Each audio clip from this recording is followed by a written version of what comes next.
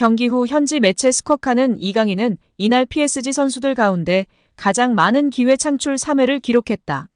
34개의 패스 가운데 실패한 건 단 2번에 불과했는데도 60분만 소화하고 교체됐다며 평점 7점을 줬습니다. 누누 멘데스 8점, 비티냐 7.5점 등에 이어 팀 내 상위권이었습니다. 킬리안 음바페 평점은 5점으로 이강인이 훨씬 높은 점수를 부여받았습니다. 또 다른 매체 스포츠키다 역시 이강인은 키패스 3회를 비롯해 94%의 패스 성공률 등 미드필드 지역에서 괜찮은 경기력을 선보였다. 경합 1회 승리 2개의 유효 슈팅 등도 기록했다며 역시 평점 7점을 매겼습니다. 스페인 마르카도 평점별 0점에서 3점으로 나뉘는 평점에서 이강인에게 2점을 매기며 좋은 활약을 집중 조명했습니다. 루이스 엔리케 감독은 경기 종료 후 우리가 원했던 결과는 아니다. 우리는 아주 좋은 상대를 상대로 좋은 경기를 펼쳤다. 우리는 선제골을 내줌으로써 경기가 복잡해졌다. 그들은 공을 잃지 않고 잘 플레이했다. 후반 초반 우리는 역전에 성공했고 골대를 2번이나 맞췄다. 그러나 그들은 3번째 득점을 터뜨렸다. 우리는 많은 야망을 가지고 바르셀로나로 갈 것이며 우리에게는 결승전이 될 것이다. 우리는 자신감을 갖고 있다며 2차전 승리를 다짐했습니다. 이날 이강인의 컨디션이 나쁘지 않았기 때문에 다소 아쉬운 교체였습니다. 61분을 뛰고 교체 아웃된 이강인은 볼 터치 49회, 슈팅 2회, 패스 성공률 94%, 키 패스 3회, 롱 패스 1회, 태클 1회 등을 기록했습니다. 축구 통계 매체 소파스코어 기준 이강인은 평점 7.3점을 받았습니다. 비티냐, 덴벨레 다음으로 높은 평가였습니다. 축구 통계 매체 후스코어드닷컴도 준수한 평가를 내렸습니다. 매체는 이강인에게 평점 6.7점을 부여했습니다. 비티냐, 덴벨레, 멘데스에 이은 4번째로 높은 평가였습니다. 61분을 뛰고 교체 아웃된 이강인은 볼 터치 49회, 슈팅 2회, 패스 성공률 94%, 키 패스 3회, 롱 패스 1회, 태클 1회 등을 기록했습니다.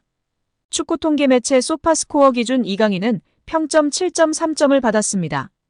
비티냐, 덴벨레 다음으로 높은 평가였습니다. 축구 통계 매체 후스코어드닷컴도 준수한 평가를 내렸습니다. 매체는 이강인에게 평점 6.7점을 부여했습니다. 비티냐, 덴벨레, 멘데스에 이은 4번째로 높은 평가였습니다.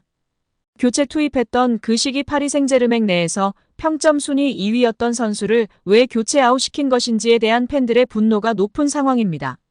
도저히 이해할 수 없다며 엔리케에 대한 분노가 높은데요. 현지 팬들은 과연 이강인 교체에 대해 나에게 설명해줄 사람 있어. 이강인은 좁은 공간에서 좋은 경기를 했어. 특히 공간을 이해하고 연계 플레이를 잘해줬어. 그런 그를 교체하다니 이해할 수 없어. 엔리케 감독은 팀이 최고의 경기를 하고 있을 때 최고의 선수였던 이강인을 교체하는 멍청한 짓을 했어. 엔리케는 전반전 사이에 효과적인 조정을 해 점유율과 효율적인 축구를 했고 결국 2골을 넣을 수 있었어. 그러나 이강인의 교체 아웃으로 파리 생제르맹은 추진력과 볼 소유력을 잃었어. 이강인이 나가고 바르셀로나가 파리를 장악했어. 엔리케는 욕심이 너무 많았고 결국 결과는 정반대가 된 것이야. 솔직히 말해서 파리가 경기를 점유하고 있던 시기에 이강인을 뺀 것이 정말 물음표야. 왜 그런 거야? 등의 반응을 보이며 엔리케에 대한 분노를 표출하고 있습니다. 현지 팬들은 이강인 선수가 잘하고 있었는데 다소 이른 시간 에머리와 교체한 것에 이해할 수 없다는 반응이었습니다. 잘하고 있는 선수를 교체하면서 팀이 졌기 때문에 엔리케에 대해 비난하고 있는 상황입니다.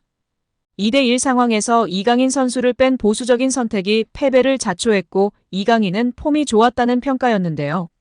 결국 루이스 엔리케의 교체 카드가 아쉬웠다는 평이 줄을 이루고 있습니다.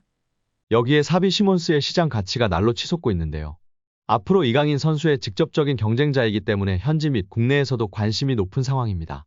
축구 통계 매체 트랜스퍼마크트는 독일 분데스리가 소속 선수들의 몸값을 업데이트했습니다. 리그 내 가장 몸값이 높은 선수는 바이에른 뮌헨의 해리 케인, 자말 무시알라였습니다. 이들의 시장 가치는 1억 1천만 유로 약 1609억 원이었습니다. 그리고 레버쿠젠의 비르츠도 몸값이 올라 두 선수와 동률이 됐습니다. 이들의 뒤를 이어 4위를 기록한 선수는 바로 시몬스였습니다. 사비 시몬스의 새로운 몸값은 8천만 유로, 약 1170억 원으로 무려 1200억 원 정도로 치솟았습니다. 지난해 여름부터 7천만 유로였던 시몬스의 가치는 1천만 유로 약 146억 원이 상승했습니다. 프로 데뷔 후 꾸준하게 오르고 있는 상황입니다. 시몬스는 2003년생의 네덜란드 유망주인데요. 이선전 지역을 소화할 수 있는 그는 드리블, 패스 모두 준수한 능력을 갖추고 있다는 평가입니다. 이미 네덜란드 축구대표팀에 발탁되는 등 현재와 미래를 모두 책임질 수 있는 자원으로 기대를 받고 있습니다. 바르셀로나 유소년 아카데미 소속이기도 했던 시몬스는 파리 생제르맹에 합류했습니다. 지난 2021년 PSG에서 1군 무대 데뷔전을 치르는데 성공했지만 주전의 벽은 높았습니다. 2021년도 시즌 프랑스 리그앙 6경기에 출전했지만 선발은 한 번뿐이었습니다. 결국 시몬스는 PSG와의 동행을 마쳤습니다. 그리고 자유계약으로 PSV 아인트호벤 유니폼을 입었습니다. 그는 입단과 동시에 엄청난 존재감을 발휘했는데요. 34경기를 뛰며 주전으로 활약했고 19골 8도움을 터뜨렸습니다. 이에 PSG가 다시 시몬스를 영입했습니다. 시몬스는 2027년 여름까지 계약을 맺었습니다. 하지만 곧바로 1군 명단에 포함되지는 않았습니다. 대신 라이프치히로 임대를 떠났습니다. 그리고 이 선택은 완벽하게 적중했습니다. 현재 시몬스는 라이프치히 핵심 멤버로 자리매김한 상태인데요. 독일 분데스리가 25경기에서 7골 9도움을 올리고 있습니다. 자연스럽게 라이프치히와의 동행을 이어갈 가능성이 발생했습니다. 다만 현재로서는 완전 이적보다는 임대 연장 정도가 더 현실적입니다. 라이프치히의 스포츠 디렉터 루벤 슈레더는 우리는 시몬스와 함께 할 수 있어서 기쁘다. 우선 이번 시즌이 끝나면 그는 PSG로 복귀한다. 그리고 다시 영입할 수 있는 기회를 가질 것이라고 밝혔습니다. 만약 시몬스가 올 시즌 임대를 마치고 PSG에 돌아온 후 다시 재임대 가지 않는다면 이강인의 강력한 경쟁가가 될 전망입니다. 시몬스와 이강인 모두 측면 공격수와 공격형 미드필더를 모두 소화할 수 있는 자원으로 드리블, 패스 등에서 강점이 있습니다. 킬리안 음바페가 레알 마드리드로 이적할 가능성이 높아 시몬스도 활용될 가능성이 높다는 평가입니다. 시몬스가 미드필더에서 뛰면서 이강인이 왼쪽, 오른쪽 윙포워드로 자리를 옮긴다면 공존 가능성도 있습니다. 오른쪽은 부동의 덴벨레가 차지할 터이니 아마도 왼쪽에 서거나 폴스나인으로 중앙을 차지하지 않은 한 쉽지 않은 상황입니다. 다만 엘리케 감독은 경기 중에서 전술을 수시로 변화하여 멀티플레이어를 선호합니다. 전술적 가치가 높은 이강인이 충분히 중용받을 수 있고 이강인의 장점을 누구보다도 극찬해왔던 엘리케 감독이기 때문에 결코 좌절할 상황은 아닌 것 같습니다. 공격진이 아니더라도 사비 시몬스와 미드필더진을 구축할 수도 있습니다. 비티냐, 에머리, 이강인, 시몬스가 중앙 미드필더 두 자리를 놓고 경쟁할 수 있을 것 같습니다. 수비형 미드필더 자리에는 우가르테와 다닐루 혹은 비티냐가 서기도 했습니다. 과연 시몬스가 우리 구독자 여러분들의 생각은 어떠신가요? 오늘 영상은 여기까지입니다. 끝까지 시청해주셔서 감사합니다. 늘 건강하시고 더 좋은 영상으로 찾아뵙겠습니다. 구독과 좋아요도 잊지 마시고 부탁드립니다. 감사합니다.